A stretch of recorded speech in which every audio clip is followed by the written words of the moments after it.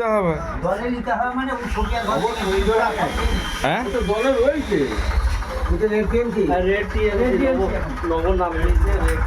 Red DMK, মানে ভিতরটা লাল উপরটা সবুজ, মানে তরমুজ। ভাই তবুও আমরা চোখের সামনে কিছু তরমুজকে দেখতে পাচ্ছি তো। তো আমার মনে হয় দেখো এখনকার দিনে যাদেরকে আমরা তরমুজ বলে ঘৃণা করছি বা রেড ডিএমসি বলে খেস্তা করছি, অ্যাকচুয়ালি আমাদের সমাজ ব্যবস্থাটা যদি সিপিএমের আমল থেকে এরকম হতো না, তাহলে লড়াই দাঙ্গাটা হতো না। তখনও যদি কিছু এরকম তরমুজ থাকতো তাহলে লড়াই দাঙ্গাটা হতো না। তখন শুধু লাল তো লাল, পরবর্তী যেটা চেষ্টা করা হলো শুধু সবুজ তো সবুজ। দেখো একদলীয় শাসন ব্যবস্থা কোনো সমাজে কোনো কিছু ভালো করেনি, কি বুঝলে? শুভ লক্ষণ লয়। সে এনি হাউ চাইবে যে আমি টিকে থাকবো, এনি হাউ চাইবে যে আমি এখানে ভোটে জিতে থাকবো, আমি এখানে কর্তৃত্ব করব, আমি দাদাগিরি করব।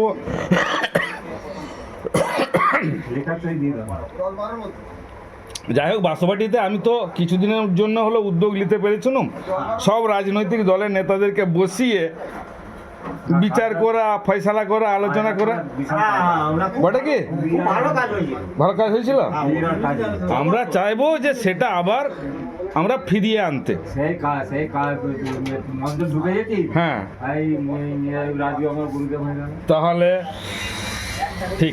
আমাদের এলাকায় সত্যিকারেরই কাজও ভালো হয়েছে, হ্যাঁ এবং আমার এলাকার মানুষ ভাই সত্যি কথা বলছি, হ্যাঁ তোমার তো খারাপও বলতে পারে হ্যাঁ যে আমার এটা করেছেই নাকি এটা হয় না, মানে কাউরে বিচার শাসন করা এইটা কিন্তু না। দেখো আমার হাতে যতটুকু ছিল অতটুকুই তো আমার হাতে। দেখো আমার হাতে তো কাউকে বাড়ি দেওয়ার লেখা নাই, আমার হাতে কাউকে চাকরি দেওয়ার দায়িত্ব নাই, আমার হাতে কাউকে ভেস্টল্যান্ড বিলি করার দায়িত্ব নাই, কি বুঝতে পারছো? তাহলে আমার হাতে কি দায়িত্ব ছিল যে এখানকার কারো উপরে যদি অন্যায়ভাবে জুলুম হয়, অন্যায়ভাবে কাউকে ঠকিয়ে দেওয়া হয়, অন্যায়ভাবে যদি কারো উপরে কোনো আক্রোশবশত কেউ সেটাকে পার্টির কালার মাখিয়ে তার বিরুদ্ধে কোনো বাজে কাজ করে, তো সেগুলো দেখার। সেগুলো আমি যতদিন দায়িত্বে ছিলাম ততদিন দেখেছি, আমার কাছকে পৌঁছেছে। অথচ আমি তাকে এই সিপিএম তুই চলে যা, এই বিজেপি তুই চলে যা, এটা করেছে কি? কখনো করিনি।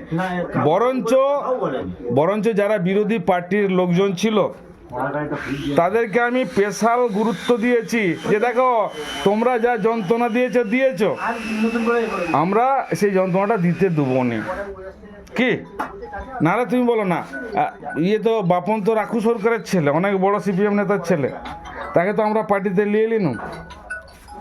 তাকে এখানে কোনো রকম জুলুম জরিমানা অমুক তুমুক হাবি যাবি, ওরা বিরাট আতঙ্কের মধ্যে ছিল।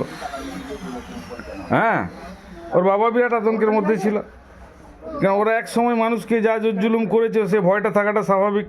হ্যাঁ এই যে বিবিধতা কি বললেন, কবিতার কথা শুনে আমার এখন গুরুদেব হয়ে গেছে না, ওটা বলোনি, আমাকে বলোনি যে হ্যাঁ আমরা সবাই মিলে ভাই ভাই করে কাঁধে কাঁধ মিলিয়ে সব আমরা আছি। একদম গুরুদেবটা আমাকে বলুন। হ্যাঁ বলবো নি না ওই এই নীতিটাতে যারা যারা থাকতে পারবে, যে আমরা সবাইকার সঙ্গে প্রত্যেকটা লোক আলাদা আলাদা হয়তো পার্টি করতে পারে, যার যাকে ভালো লাগবে সে সেটা করতে পারে, তাকে সমর্থন করতে পারে। হ্যাঁ আজকে দেখো নবপদ আমাদের লক্ষণটা আমাদের নেতারাও যদি করেছে, কবিতা কিন্তু ডাইরেক্ট ঢুকে গেছে বুঝতে, সাধারণ মানুষগুলো ঢুকে গেছে, এটা কথা নয় না, কাজ ভালো ও কিন্তু ঢুকে গিয়ে কিন্তু কন্ট্রোল করেছে নিজে। শুনো আমার যদি হয় কি ভাই কিছু বলো, আসো এখানে বসো। ঠিক বলেছে। এখানে কি হচ্ছে, যে একজন অন্যায় করছে তাকেই সেই গুরু ধরে ফেলছে, বলছে তাহলে তো ওই তো বড় এলাকা। হ্যাঁ এমনও আছে এখানের মধ্যে, ঠিক, আমি তার নাম করছি নি, সে সব কাজেতেই মরে ডিগ্রি করছে, বলছে তবে তাকেই গুরু ধরো সবাই, কেন তার পেশি শক্তি বেশি, তার ক্ষমতা বেশি। আমি সেটাই বলছি, কাজ ফলাচ্ছে। ঠিক, বলছে ও যখন কাজটা ফলিয়ে দিচ্ছে সে চোখে দেখতে পাচ্ছি সে অন্যায় করেই যাচ্ছে, বলছে না তাকেই গুরু ধরো সবাই। হ্যাঁ তো আমরা দেখো আমরা এরকম সমাজ তো চাইনি, এরকম সমাজে ভালো। হ্যাঁ হ্যাঁ তাহলে না খুব লয়, ও সত্যি কথাটা সামনে বলতে পারে, অনেকে বলতে পারেনি, ওর মনের কথাটাও বলতে পারছে, অনেকে বলতে পারেনি। আর সে সব মানুষ হয়তো চেপে বলতে রাখাটা তো পারে। খারাপ, ও মনে কথাটা বলছে ভালো। তবে তাহলে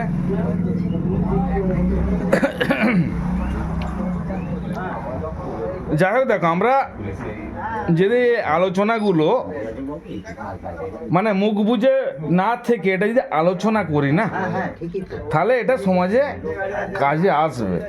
আর তা নাহলে যদি মনে হয় যে এখানে প্রবীর এলো, সে তো আমাদের গ্রামেরই ছেলে, পাশের ছেলে, এলো বললো চলে গেল, আর ঠিক আছে, তারপরে ভুলে গেল। আমরা কার ক কিলো কুমড়ো হলো, কার ক কিলো বেগুন হলো, আলুর দামটা কত হলো, এই নিয়ে ডুবে গেল। এটাও আলোচনায় থাকা দরকার অবশ্যই, যাতে আমরা ফসলের ন্যায্য দাম পাই, কৃষকের যাতে অসুবিধা না হয়, এগুলোই অবশ্যই আমাদের আলোচনার মধ্যে থাকবে, যেহেতু আমরা কৃষক সমাজের লোক। তা সত্ত্বেও কতগুলো কিন্তু এটা আগে দেখো, আমি বলছি উন্নয়ন আগে না আমার জীবন আগে? আগে জীবন। তাহলে আমি বলছি যে একটা পার্টি বা একটা দল সে বলল যে আমি মাসে 3,000 টাকা দেবো, বা মাসে 6,000 টাকা দেবো, বা মাসে 10,000 টাকা দেবো, কিন্তু আমি ওই 10,000 টাকার লোভে আমি যদি বিচার বিবেচনা না করে যদি চোখ মুজে দিয়ে দিই, তাকে সমর্থন করে দিই, সে ভোট পেয়ে যদি চলে আসে, আর আমাদের সমাজ ব্যবস্থাটা যদি এইরকমই চলতে থাকে, কেড়েলিয়ার রাজনীতি, জোর জুলুমের রাজনীতি, তাহলে আজকে ওই তোমাকেও খুন হতে হবে, যা অবস্থা। আর হচ্ছে তোমার ছেলেকে খুন হতে পারে, তোমার মেয়েকে রেপ হতে পারে, তোমার স্ত্রীকে মার্ডার হতে পারে। তাহলে আমার ওই ভাতার জন্যে জীবন চলে যাবে, পয়সার জন্য জীবন চলে যাবে। তো এই ভাবনাটা মানুষকে ভাবাতে হবে যে আগে শান্তি না আগে পয়সা? আগে শান্তি। আমি তোমাকে প্রত্যেকদিন মাছ, মাংস, ডিম, ভাত করে খাওয়াবো, তোমাকে আমি ডেলি তোমার হাত খরচা বাবদ 500 টাকা করে দিয়ে দেবো, আর প্রতিদিন বলবো চা দোকানে একবার করে আসবে, কান ধরে একবার উঠবোস করবে, দিয়ে চলে যাবে। তুমি করতে পারবে? এখানে কেউ করবে? কেউ করবে? করাটা উচিত নয়। তাহলে আমাদেরকে এটা বুঝতে হবে, আগে তো মানুষ, তাহলে আগে আমরা মনুষ্য সমাজটা তৈরি করি। আমরা কিসের লড়াই লড়ছি? উপরতলার কে ভালো রাষ্ট্র পরিচালনা করবে, কে বেশি মানুষকে রিলিফ দিতে পারবে, কে বেশি উন্নয়ন করতে পারবে, তার জন্য আমরা তাদেরকে চয়েস করছি কি। কিন্তু আমরা এখন কি দেখছি, তারা হিন্দু মুসলিমে দাঙ্গা লাগিয়ে দিচ্ছে, হিন্দুদেরকে হিন্দু হিন্দু হিন্দু হিন্দু করে উস্কাচ্ছে, আর মুসলিমদেরকে মুসলিম মুসলিম মুসলিম করে উস্কাচ্ছে। আমরা সিপিএমের আমলে অনেক সন্ত্রাস দেখেছি, কিন্তু এটা দেখিনি যে হিন্দু একটা আলাদা এখানে দল বা মুসলিম একটা আলাদা একটা দল, এটা অন্তত দেখিনি। সিপিএমের যে ভালো গুণটা তো আমাকে স্বীকার করতে হবে, এটা অবশ্যই ভালো গুণ ছিল। এই যে ধর্মীয় বিভাজন, সাম্প্রদায়িক এই যে উস্কানি, এটা কিন্তু বাবু সিপিএমের আমলে ছিল না। ছিল কি? ছিল না। কিন্তু যেটা ছিল সেটা হচ্ছে আরো মারাত্মক, মানে লুট, খুন, দাঙ্গা একদম এগুলো ছিল। হ্যাঁ, তাহলে সেই রকম একটা ময়দান, সেই রকম একটা ময়দানে এটা ভাবতে হবে। সেই সমস্ত মানুষগুলো তো সমাজে আছে, সব তো শেষ হয়ে যায়নি, তাদের চিন্তাগুলো তো মাথায় আছে। সেই রকম একটা ময়দানে আজকে যদি ধরো এই ধর্মীয় উস্কানি দিয়ে ধর্মীয় মানুষদেরকে এক করে দেয়, কেউ বলছে কি আমরা যদি লাগাম ছেড়ে দিই তাহলে 1 মিনিটের মধ্যে আর একটা মানে কমিউনিটিকে শেষ করে দেবে, ধ্বংস করে দেবে। মানে এটা মুসলিমদেরকে বলা হচ্ছে যে মুসলিমরা এত শক্তিশালী, এত তাদেরকে যদি আমরা অর্ডার করে দিই যে এখানে হিন্দুদেরকে 1 সেকেন্ডে শেষ করে দেবো, কেউ বলছে 5 মিনিটে শেষ করে দেবো, কেউ বলছে ভাগীরথী গঙ্গায় ভাসিয়ে দেবো। তাহলে এই যে রাজনৈতিক মানে সংস্কৃতি, এটা একমাত্র শুধু তাদের ভোটে জেতার জন্যে। এখানে আমাদের কিছু লাভ হবে না। তারা আমাদেরকে লোভ দেখাচ্ছে, ভাতা দেবো, এই করবো, সেই করবো, আর ভয় দেখাচ্ছে কি ভাগীরথী ভাসিয়ে দেবো, তোমাদেরকে বাংলাদেশ পার করে দিবে, এরকম ভয় দেখাচ্ছে। তাহলে একটা মানুষকে যদি ভয় আর লোভ দেখানো হয়, তাহলে তার বাস্তব বুদ্ধিটা থাকবে মাথার মধ্যে? থাকবে না। ভয় আছে আর একদিকে লোভ। আমি তোমার পাশে না থাকলে এই ভয়, হ্যাঁ, আর পাশে থাকতে পেলে এটা আমার বাড়তা ইনকাম হবে, বাড়তা লাভ হবে, তাহলে এটা লোভ।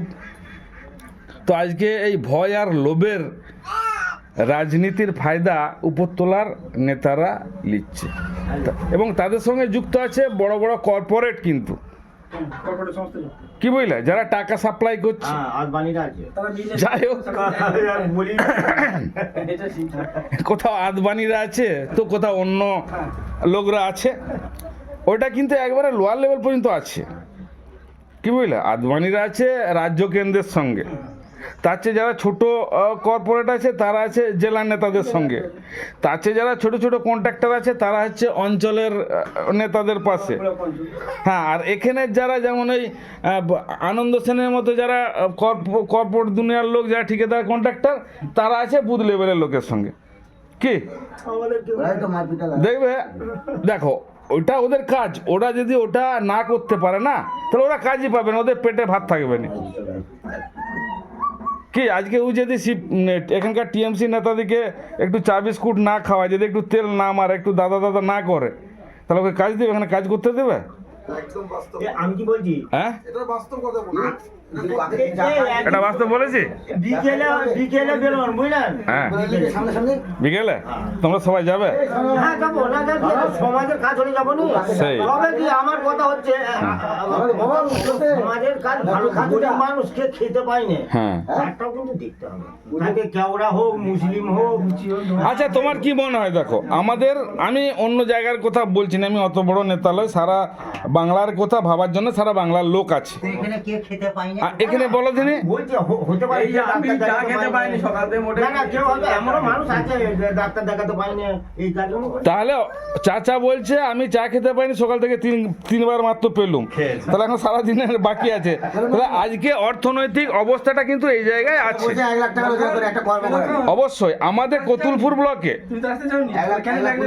রোজগার করে কি বিভূতিদা, দেখো আমার যেটা মনে হয়, পরিষ্কার কথা। তুমি তো ও ভাই বিভূতিদাকে বলছি, আমার যেটা মনে হয় এখানকার যারা সব গরিব মানুষ আছে তাদের মধ্যে বিভূতিদা একজন, অবশ্যই ঠিক বলেছি? তাহলে আজকে বলো, ও বলুক যে আজকে সিপিএম এর আমলে যেভাবে চলতো তার চেয়ে একটু সচ্ছলতা এসছে না আসেনি? এসছে তো। তখন ও তাগদ ছিল, কাজ করতে পারতো, দুটো লোকের কাজও করতো, বিরাট কাজের দম ছিল, বিরাট দেখেছি আমরা, এবং ওর বাজারে চাহিদাও ছিল যে ও যদি কাজে যায় ওকে আগে নিবে, এরকম ছিল। তাহলে সেই লোকটা এখন কাজ করতে পারেনি, সেও বলছে না অর্থনৈতিক সচ্ছলতা তখনকার চেয়ে এখন ভালো হয়েছে। এটা যে তৃণমূল আসার জন্য ভালো হয়েছে বা সিপিএম না থাকার জন্য ভালো হয়েছে এই কথাটা আমি বলছি না, অটোমেটিক আমাদের এখানে প্রোডাকশন বৃদ্ধি পেয়েছে, এখানকার বহু ছেলে মেয়েরা তারা বাইরে যে কাজ করছে, সে সাহস, সে অভিজ্ঞতা, হ্যাঁ, সে সিকিউরিটি তারা পেয়েছে, তাহলে উন্নতি হচ্ছে। এরপরে আমাদের যেটা কি দরকার আছে, নিরাপত্তা, শান্তি, এখানে বিশৃঙ্খলা যাতে না হয়, অনৈতিকতা যাতে না হয়, জুলুম যাতে না হয়, তো সেটা আমরা উদ্যোগ নিলে করতে পারবো।